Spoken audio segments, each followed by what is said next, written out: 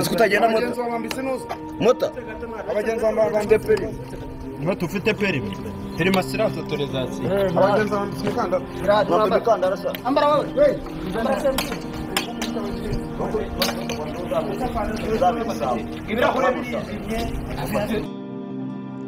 nyuma y'uko mu mujyi wa Kigali hacicikanye inkuru ivuga ko hagiye gucibwa moto ziriya zisanzwe kubera akajagari ziteza, ubu haje moto zitwara abagenzi babiri ndetse n'umumotari wa gatatu. Izi moto zivugwaho ko bazagenda ibirometero 150 kuri bateri irimo. Izi moto zikaba zitagereranywa na za Spiro, TVS n'izindi zari zisanzwe hano mu mujyi wa Kigali kuko zari ziteje n'umwanda. Izi moto kuzicaramo bisaba kubambara umukandara neza, kuba abagenzi bambaye umukandara. Bimwe mu byangombwa bisabwa umumotari ni ukuba nyine afite kategori yo gutwara moto, kandi mu gihe atwaye iyi moto asabwa kuba nawe yambaye umukandara. Rimwe na rimwe polisi yasabaga umumotari ibyangombwa ntabwo yamusabaga kuba yambaye umukandara cyangwa se arebe ko n'abagenzi bambaye umukandara, ariko muri izi moto zo zaje bizasaba ko umumotari ndetse n'abagenzi bagomba kuba bambaye umukandara. Ibyiza by'izi moto rero barimo bavuga ni uko zigiye gusimbura moto zari zisanzweho, cyane cyane ko izi moto zizoroshya urujya n'uruza, cyane cyane ko nka couple iyo bashaka gusohokera ahantu byasabaga ko batega moto ebyiri, ariko ubu ntabwo bizaba ngombwa ko bazongera gutega moto ebyiri. Izi moto rero zaje mu mujyi wa Kigali nizo zari zahwirahwijwe bivugwa ko nyine zira moto zisanzwe ziteje akajagari kubera ko moto imwe itashobora kujyaho abantu babiri, ariyo mpamvu haje igisubizo cya moto ishobora kwicaraho abantu babiri. Mu mujyi wa Kigali rero nk'uko hahoraho udushya ndetse n'amasuku, ibi ni bimwe byishimiwe n'abamotari. Ubu aha bari baje kwiga uburyo barajya batwara izi moto.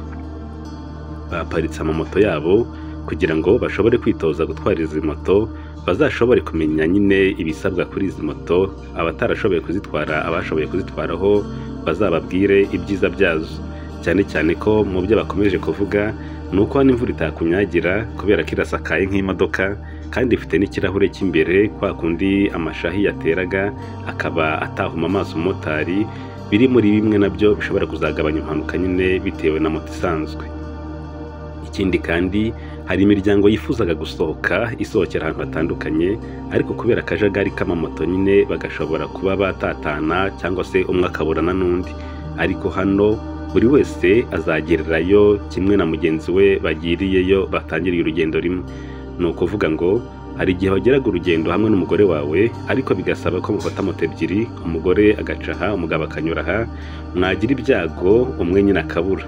Ariko iyi moto yo ntabwo ariko izaba imeze kuko mwese muzagererayo icyarimwe. Ikindi rero kuri izi moto zaje ni moto zirajya zishyurwa buhoro buhoro, cyane ko mubona inyuma yaho nyine hari nimero ushoboye gushaka nawe kuzafata iyi moto yatangira kujyayo kano kanya. Izi ni moto zatangiye kwishimirwa, nubwo bamwe batangiye kugira amakenga bavuga ati n'ubundi izi moto zikoresha amashanyarazi zaba zitandukaniye na Spiro, kuko bo bavuze ko izi moto zabo zishobora kugenda ibirometero 150, kandi ikindi hariya kuri screen nk'uko bireba haba handitsemo nyine umuriro umaze koresha uko ungana, kuko sitasiyo zabo ziri ahantu hose mu gihugu, ntabwo ari ngombwa ko wajya ahantu kuri sitasiyo imwe gusa. Izi moto rero zikaba zaje gusimbura moto zari zisanzwe.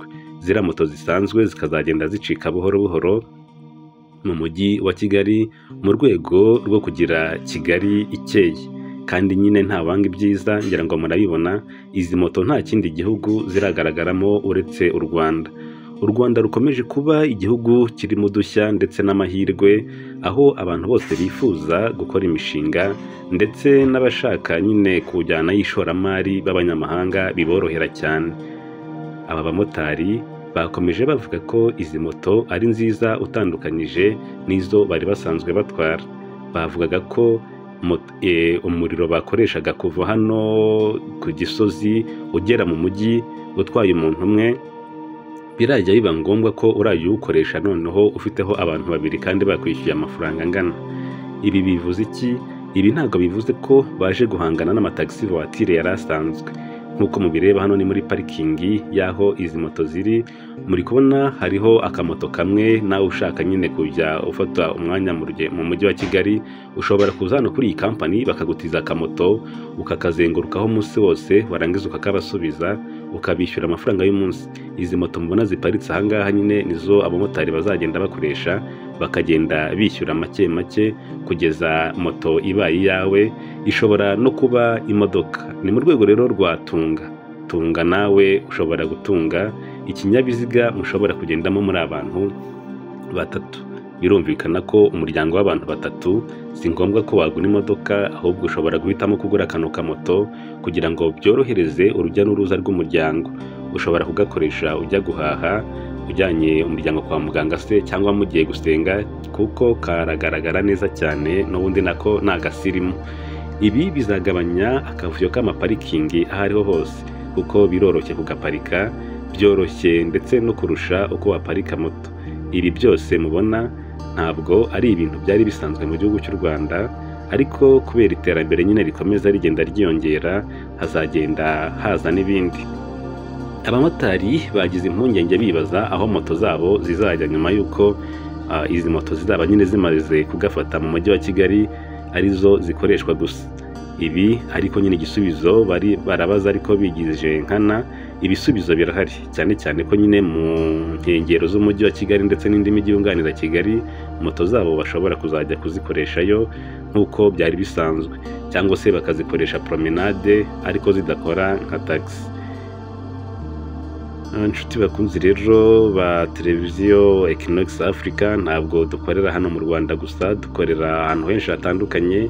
Wifuza kudushyigikira nyine wakanda kuri subscribe, ahantu handitse subscribe ugakanda like ndetse na comment, kugira ngo ibiganiro dutegura bijye bishobora kukugeraho igihe.